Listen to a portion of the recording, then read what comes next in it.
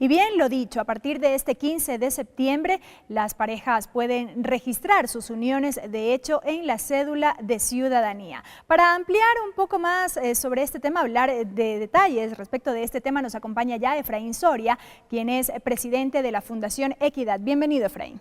Muchísimas gracias, muy buenas tardes a todos los amigos y amigas que nos siguen.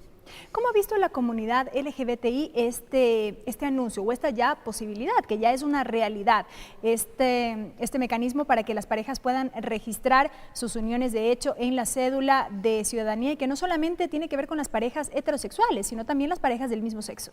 Así es, el avance que se acaba de conquistar en el Ecuador en realidad ha sido un paso muy importante para todas las comunidades LGBTI, pero no solamente para los LGBTI, recordemos que personas heterosexuales también pueden gozar de este beneficio. No ha sido fácil en realidad, creo que ha llegado con 6 años de retraso, lamentablemente. Ha sido parte de una lucha. Sí, una permanente. lucha que ha tenido en realidad muchos altibajos. Recordemos que la Constitución del 2008, es decir, hace más de 6 años, aprobó el tema de reconocer las uniones de hecho, y lo que tenía que haber hecho el registro civil ya hace 6 años era simplemente reglamentar ese registro, que es lo que hemos venido insistiendo desde hace varios años nosotros, las comunidades LGBTI.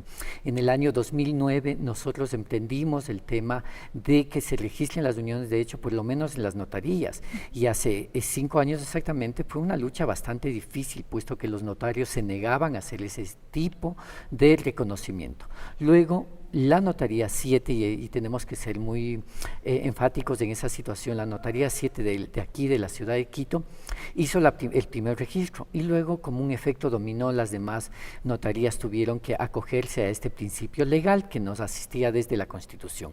En 2 ocasiones el Consejo de la Judicatura envió comunicados a las notarías obligándoles a que registren estas uniones, a que los ciudadanos LGBTI tengamos acceso a este beneficio.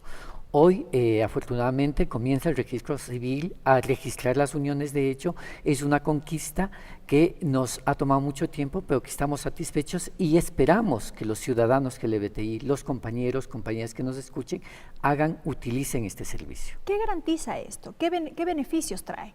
Bueno, en términos generales, recordemos que la Constitución dice que los beneficios son los mismos que se adquieren cuando uno se casa. Entonces esperamos que en la práctica se cristalicen esos beneficios, es decir, por ejemplo, que si una persona se casa, tiene acceso a seguros, a atención médica, a los beneficios que su pareja le brinda, inclusive cuando se separan, que la repartición de bienes sea equitativa, a que se inscriban a los hijos que tiene esa pareja, esas uniones, ¿no es cierto? Pero esto va a ser posible en el caso de las parejas del mismo sexo. Tiene que ser posible porque es lo que dice la Constitución, ¿no es cierto? Porque dice, el artículo 68 es muy claro cuando dice que los vínculos, las uniones de hecho entre personas libres de vínculo matrimonial tendrán los mismos beneficios que los constituidos a través de matrimonio. Entonces debe ser lo mismo, es decir, inscribir a los hijos, que los hijos consten en las partidas de nacimiento, que se puedan contratar seguros donde la pareja sea también beneficiaria, donde los bienes no salgan solamente a nombre de una persona, sino que la pareja también tenga esos vínculos, y si se rompe la relación también garantizar que el patrimonio que se construyó en esa relación sea repartido como lo mandan las leyes ecuatorianas. Ahora bien, ustedes han manifestado que esto sin duda se constituye en un avance, en un logro a partir de estas permanentes luchas que han mantenido. ¿Todavía no es suficiente? No es suficiente, lamentablemente, porque el mismo hecho de que solamente a los homosexuales, a las personas LGBTI se nos permita solo utilizar la unión de hecho como principio de convivencia, nos sigue limitando en el sentido de que sigue habiendo ciudadanos de primera y de segunda.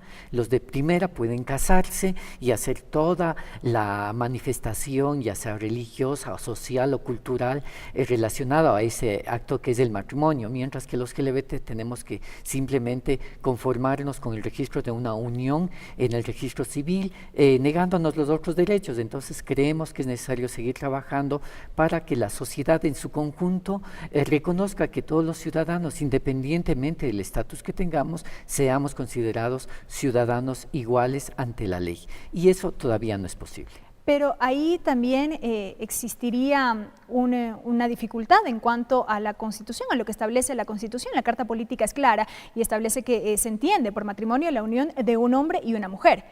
Sí, o sea, la Constitución es muy clara y es enfática en ese sentido, pero por ejemplo nosotros que ya hemos emprendido el tema del matrimonio civil igualitario en el Ecuador, entendemos que hay que llevar este caso a los altos tribunales y en este caso a la Corte Constitucional, donde se debe debatir qué principio constitucional prevalece sobre otros principios constitucionales. El artículo 68, el 67 están en juego versus al artículo 3 de la Constitución versus al artículo 11, numeral 2 de la Constitución, que dice el número 3 que todos somos iguales ante la ley. Entonces del 68 o el 67 están violentando porque no están aplicando la igualdad ante la ley. El numeral 2 del artículo 11 dice que se prohíbe la discriminación, y cuando se dice que solamente el matrimonio es entre un hombre y una mujer, se está aplicando un principio de discriminación para las personas que tienen una identidad o una orientación sexual diferente a la heterosexual. Entonces hay que resolver esos casos.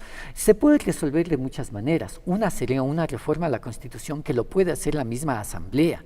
Otra sería una consulta popular donde se tome en cuenta esta situación, de la que nosotros no creemos que es saludable hacer una consulta, puesto que los derechos humanos no se consultan.